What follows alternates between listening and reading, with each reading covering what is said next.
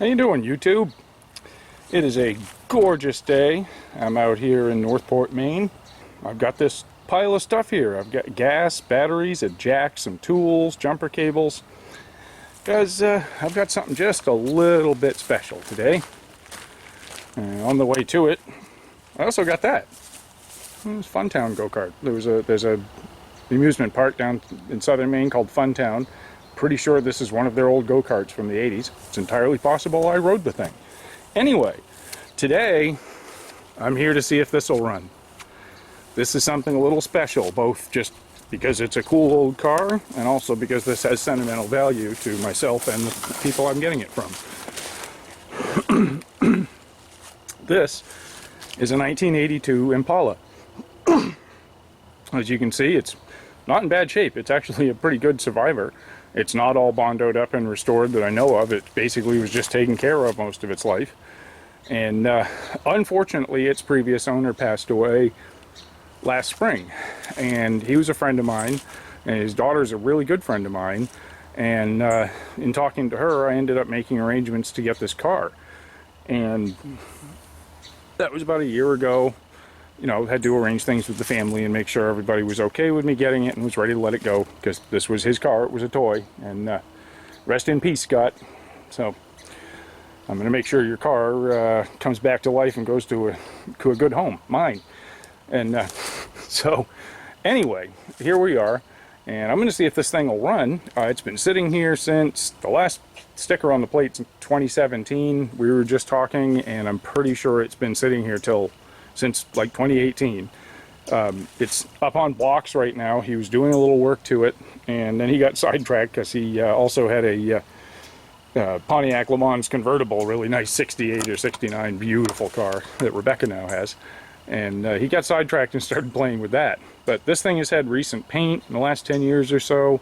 It's pretty solid. The last time I looked at underneath it, it only had the usual little GM G-body rust where they typically tend to rust. Now, this car is not a police package or anything. It's just a 305, probably a 200 R4 in it. It's not, it's nothing special. It's just a driver, but it always went really good. And about 10 years ago, or maybe a little longer, I actually desmogged this thing. It was the last one I ever did. I haven't desmogged an old 80s GM since, well, the 90s. And this thing, it would barely run. Carburetor was all screwed up. The old ignition was confused. It just, it wasn't working. So, at any rate, let's get to it and see what we can do here. I'm going to start by getting the hood open and see what's inside.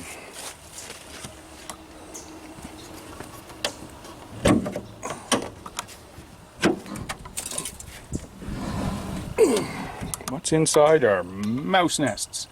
Mice just love this hood insulation on these things. Yep, there's another one under the air cleaner. I don't know if you can see that. But other than being desmogged, this thing is completely bone stock. Nothing's been done to it. Doesn't even have an exhaust. And converted to a top hose battery. Now it is rusty right there.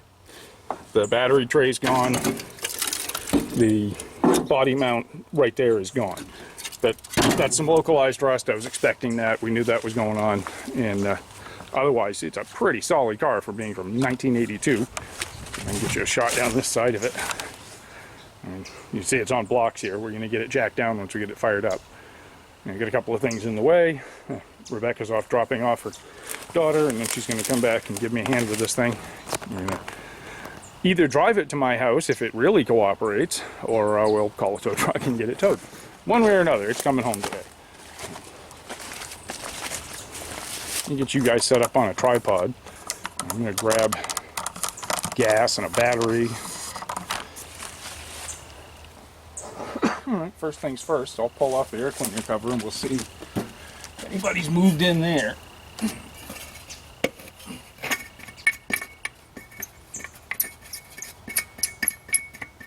This is cool. I haven't worked on an old GM car like this since the last time I worked on this car. Oh, beautiful. New air cleaner in it. There's no, there's only the nut filter here has only got a few nuts in it.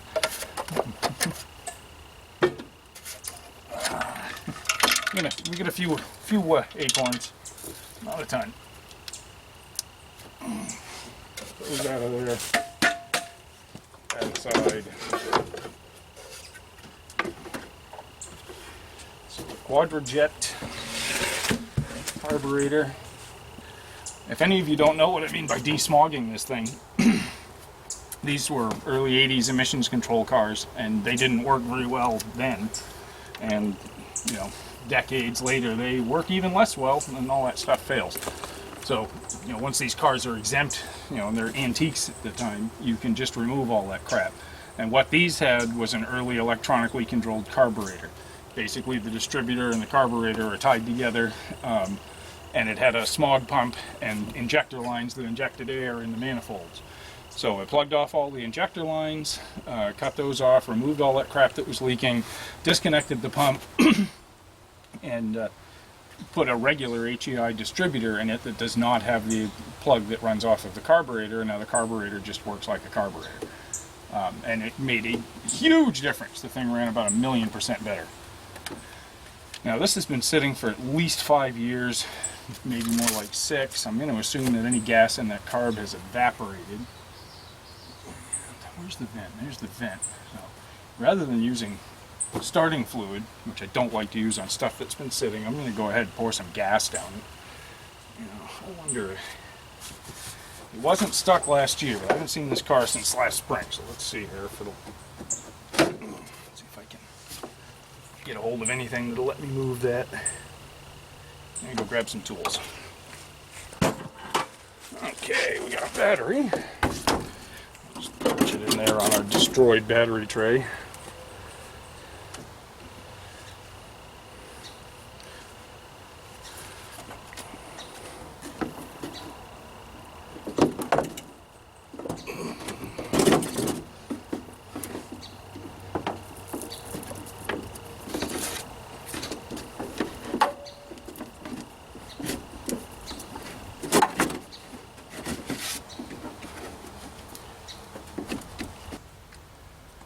Here's a pro tip.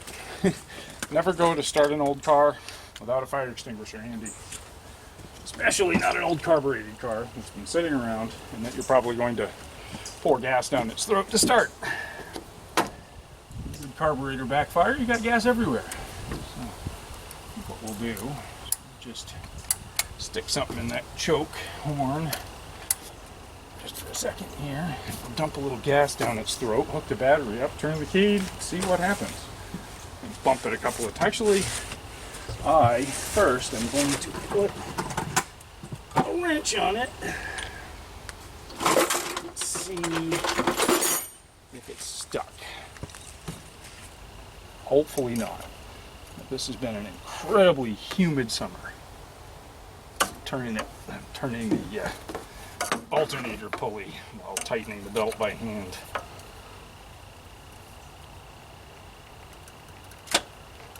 Oh, she moved. Yep, she's free. Awesome. So far, so good. I'm going to give it a splash of gas, hook up the battery, and see if she'll roar to life. If it does, it'll be the easiest will to start video ever, and if it doesn't, we'll figure out why. I'm only going to try and drive this thing home if it's being exceptionally well behaved after sitting this long. Whoops. Some gas all over the top of the engine for good measure. That's always a good thing. Battery. Nothing caught fire.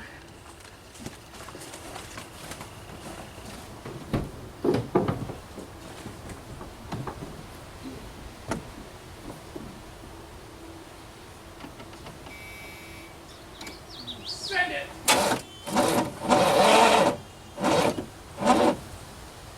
That battery's no good.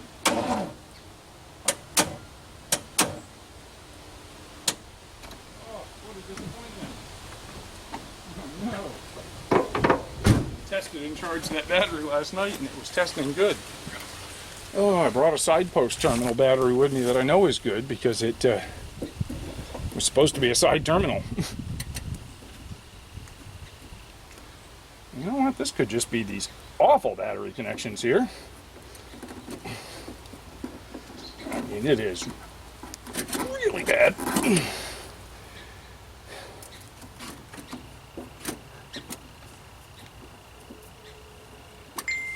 try that again.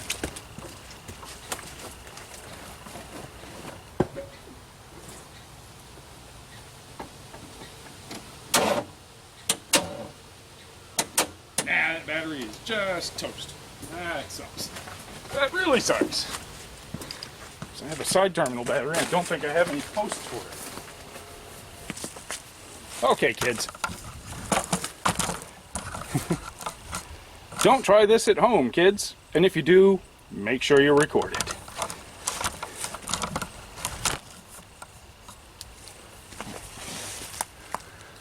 Positive. Now, let's try that again with a bit more juice.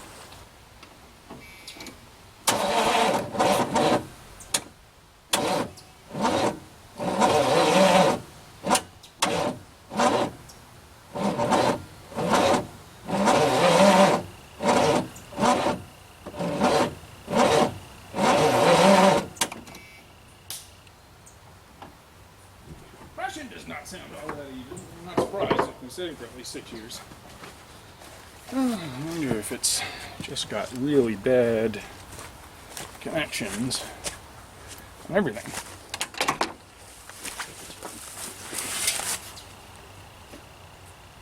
Yeah, the ground is still getting hot. I need to fix that. Connection on the starter does not look fantastic. Alright, let's clean some connections here and see if we can get something going. Now, unhook this.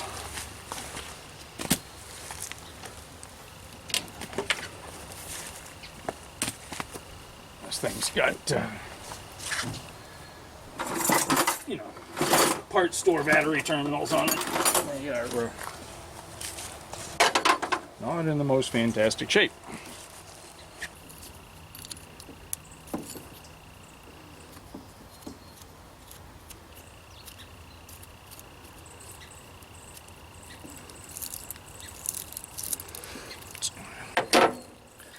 Turn this a bit, clean it, shove it up a little farther under the clamp, tighten it down.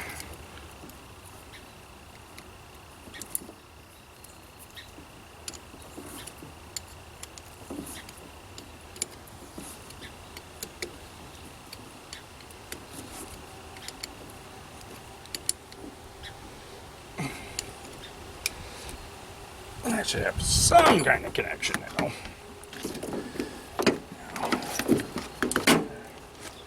Now this thing is rusty and ugly, and is probably a good portion of our issue.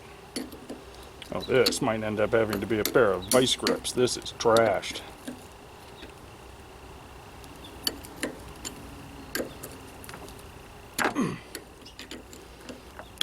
Uh-oh. Oh, and I did not bring any battery terminals with me. That was a big mistake. So, what am I going to do? I'm going to cut that off of there. I'm going to clamp these wires onto it with the vice grips, and then we'll see if that makes a connection.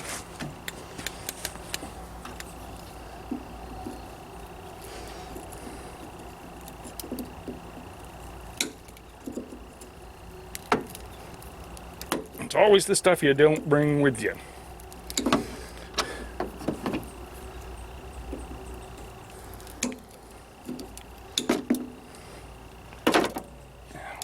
Right.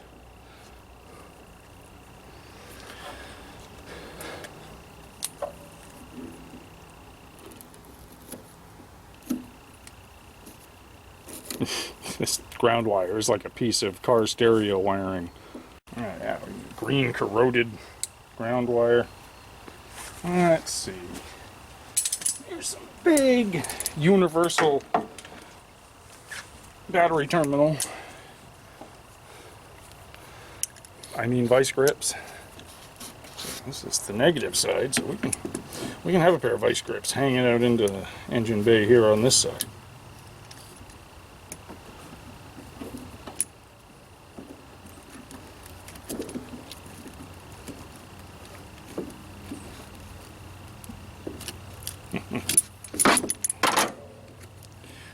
fun.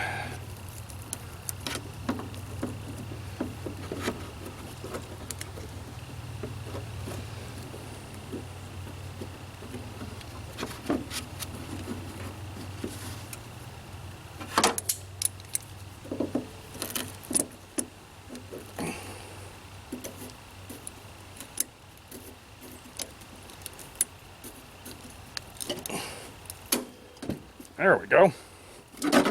Let's hook this positive back up. Give the starter another whirl and see what happens. We'll get the battery up too. Give this old girl all the help she can get.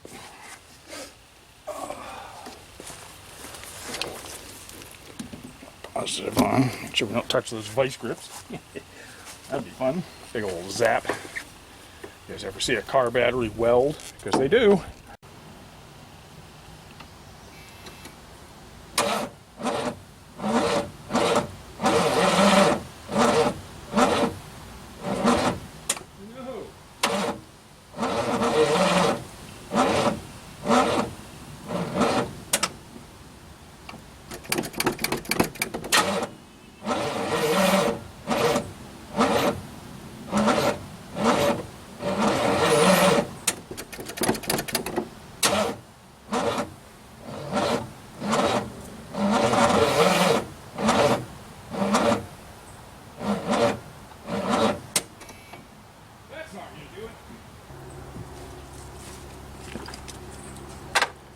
One thing I didn't do when I put gas in it was let the choke close again.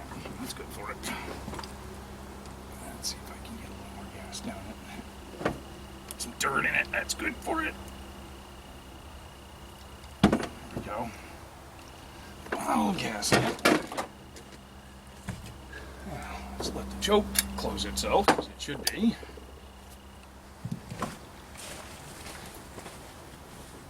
Transferred any power from that weak battery, I mean, from the good battery to the weak battery.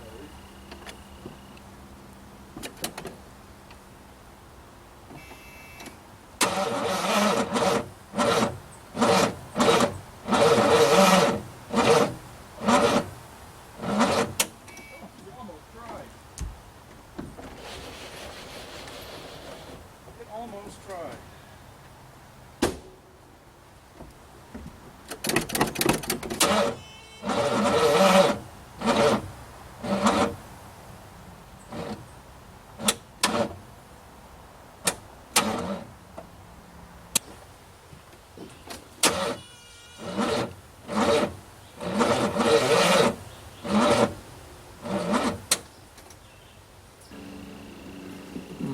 This thing's gonna need a jump.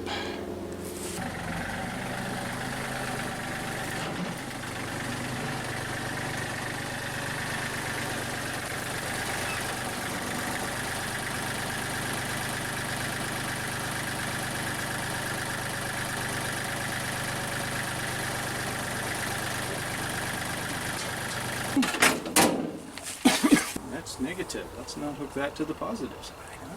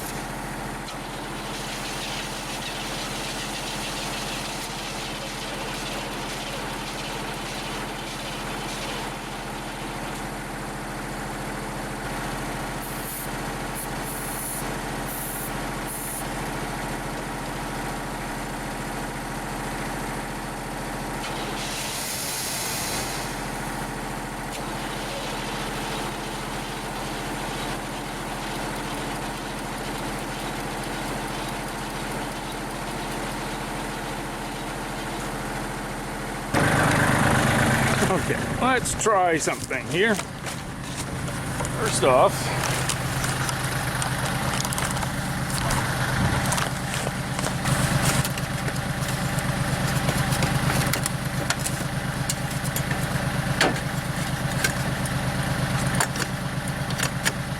did you know why that was there? Yeah, I'm old.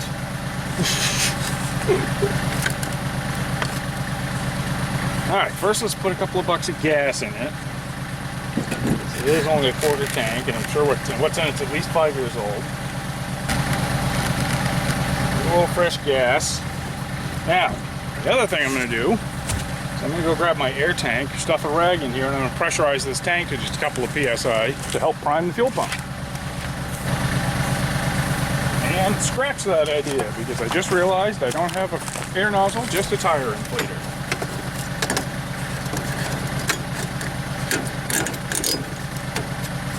So, back to the front, and we'll see if she'll pick up her gas. A little bit more in the tank.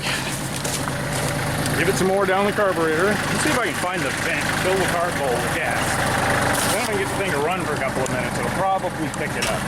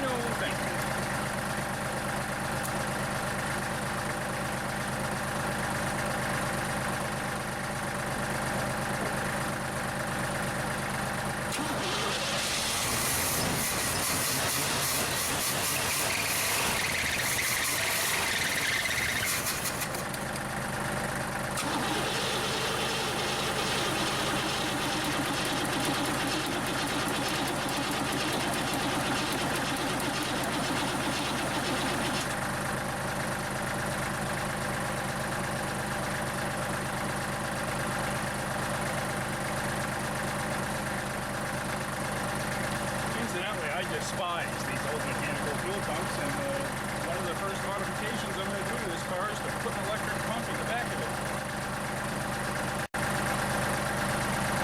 Nothing I hate more than cranking and cranking and cranking trying to get one of these fuel pumps to prime up.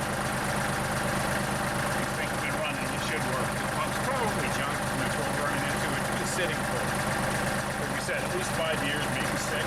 Could be the diaphragm of the pump dried out, it's not even the pump anymore.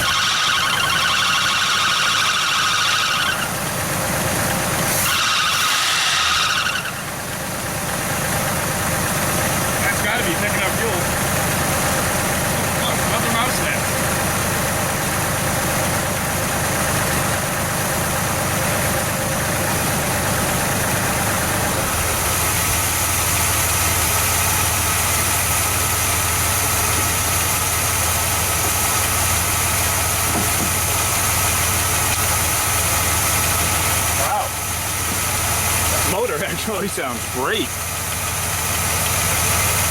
Hardly even lifter ticking after sitting here for 5 years. Just an old 305. All that belt squealing also tells me the alternator is probably working.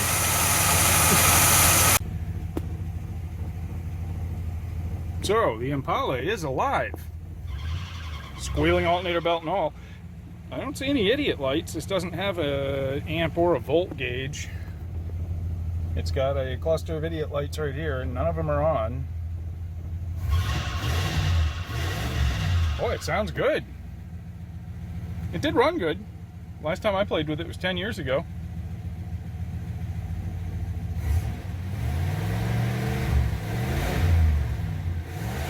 There it goes. I think the alternator finally charged up enough.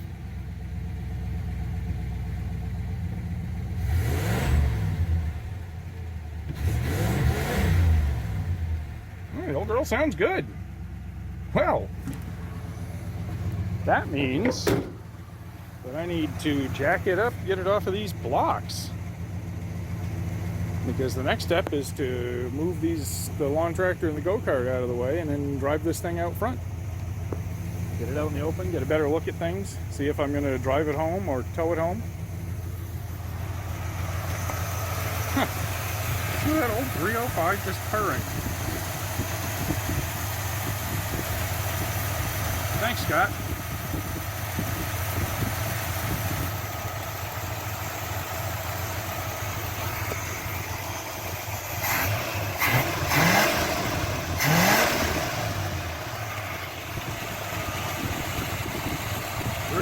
The sound of horsepower. Now we're going to see if it'll move under its own power.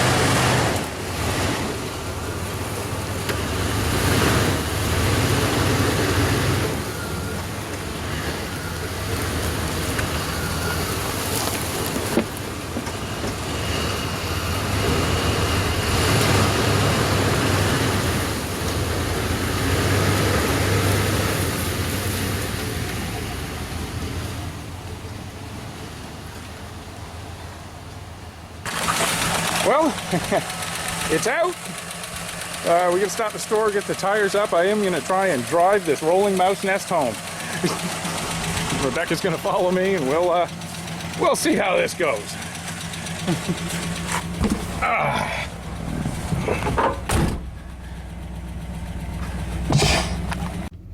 So I'm trying to drive this thing home. I got Rebecca behind me. This thing has not left hasn't left the yard in over 5 years. Wish me luck. This thing is a rolling mouse nest. Definitely needs some attention.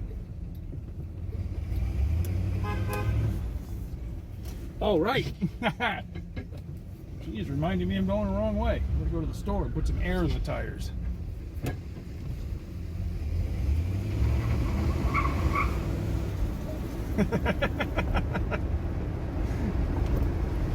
Some 305 horsepower right there.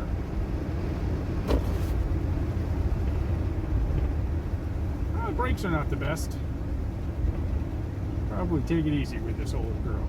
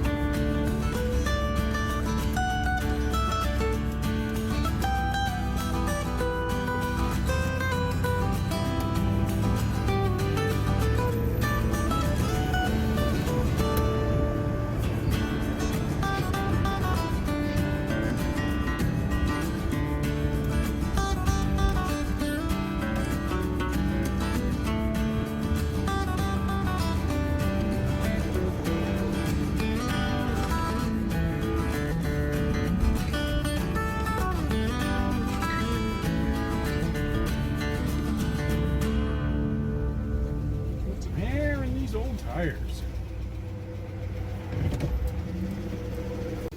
Well, so much for that. Stopped to put air in the tires. Couldn't put air in the tires because the air machine's broken like they usually are. And then tried to start the car and the battery's dead. So it's not charging its battery. It's killed itself in the last 2 miles to get to the store. So we're calling a tow truck. Throwing in the towel. Texting a tow truck.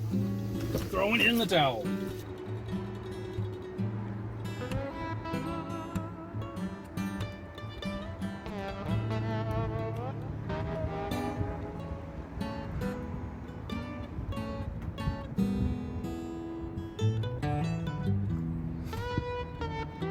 Waiting on a tow truck. If I brought another battery, a better one, probably could have driven it home. It's not charging the battery. I mean, just don't get what you pay for anymore. I mean, what kind of day is it when a 40-year-old car that's been sitting for the last 5 years won't start up with like no maintenance and drive you home? Just don't build them like they used to.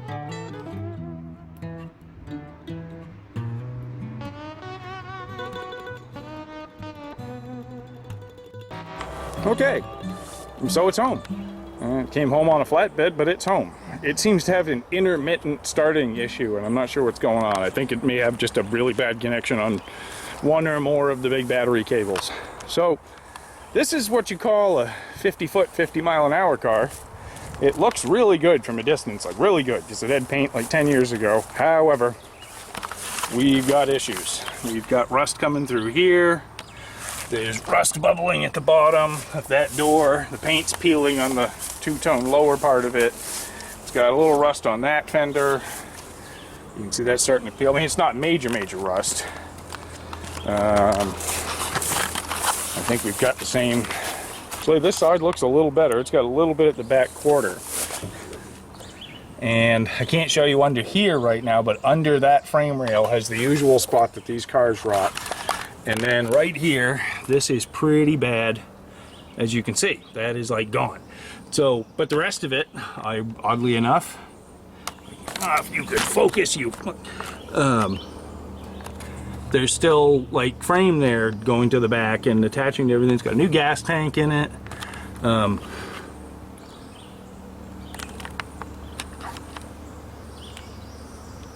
Zoomed right in, that's why. So yeah, we got a rusty frame rail here, real rusty, but it's got a newish gas tank. The frame rails are actually pretty good. These cars are noted for rotting right in this one spot. It's where everything comes down in the wintertime and collects in the frame. So, what am I gonna do with this thing? Don't know yet. First thing, I'm gonna make sure it runs and it goes good. I drove it about 4 miles before we went to the store to put air in the tires, and didn't want to start again. And but it was running great. It brakes a little spongy, but it was going good. Transmission shifting good. It was right down the road nice, like it was happy. So I think everything on it. And Maine's got a nice antique vehicle law. I can register this thing as an antique, driving around. So that's probably what I'm going to do. Be pretty inexpensive. And then see from there. You know, I'll drive it around the rest of the summer maybe if I can get it to go good, and then put it up for the winter, and we'll go from there. So. I'll definitely be revisiting this car fairly soon on the channel, I think, because summer is, you know, here, and I want to drive it. So we're going to see what happens. Anyway, thank you for watching. I've got more stuff coming up. I've got a couple more Will It Start videos, and just some interesting stuff. So, you know, stay tuned, and I already said thank you for watching. Thank you for watching. Stay tuned.